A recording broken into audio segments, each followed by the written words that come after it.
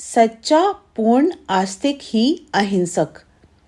मनुष्य तब तक अहिंसक नहीं हो सकता जब तक वह आस्तिक ना हो, जब तक कि उसे परमात्मा के परिपूर्ण और अटल न्याय में विश्वास ना हो। नास्तिक सोचता है, दुष्ट अत्याचारी का मैं क्यों ना विनाश कर डालूं, जबकि इसके सिवाय और कोई इलाज नहीं है। परंतु आत्मज्ञान हो जाने पर मनुष्य इस तरह नहीं सोच सकता। परम आत्म सूर्य उदय हो जाने पर सब दृश्य पलट जाता है। तब दिखता है कि किसी की हिंसा करना उसके वंशगत हो जाना है, उसके काबू चढ़ जाना है। शत्रु को अपने काबू करने का एकमात्र उपाय तो उसे अपनाना, उस तक अपनी आत्मा को फैला लेना ही है। आत्म प्रकाश फैल जाने पर संसार में कोई अनात्म नहीं रहता, कोई शत्रु या द्वेष नहीं रहता। देखते क्यों नहीं, अपने परिपूर्ण तेज और बल के साथ वह आदित्य इस विश्व में उदित हुआ है।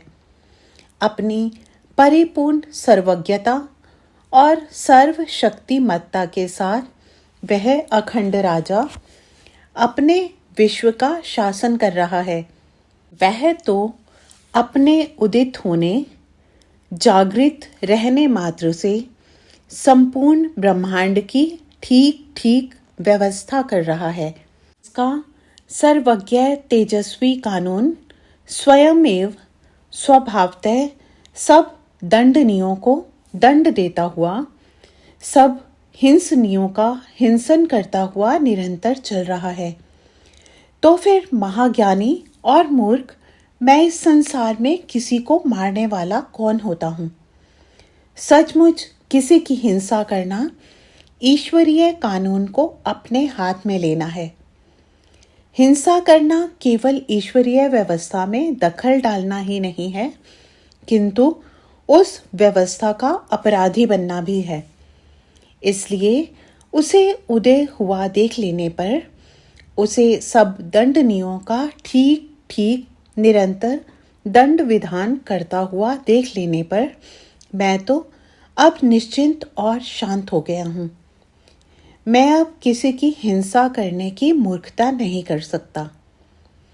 मैं देखता हूँ कि मैं उसके सच्चे शासन में यदि कुछ सहायता कर सकता हूँ, उसकी दुष्टों, पापियों, अत्याचारियों के इलाज में कुछ सहायता कर सकता हूँ, तो वह मैं अहिंसा द्वारा, अपने आत्मा के विस्तार द्वारा ही कर सकता हूँ।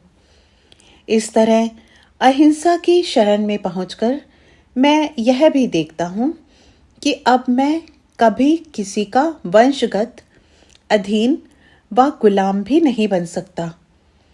सचमुच किसी का रंधन, हिंसा करना उसके वंशगत होना है।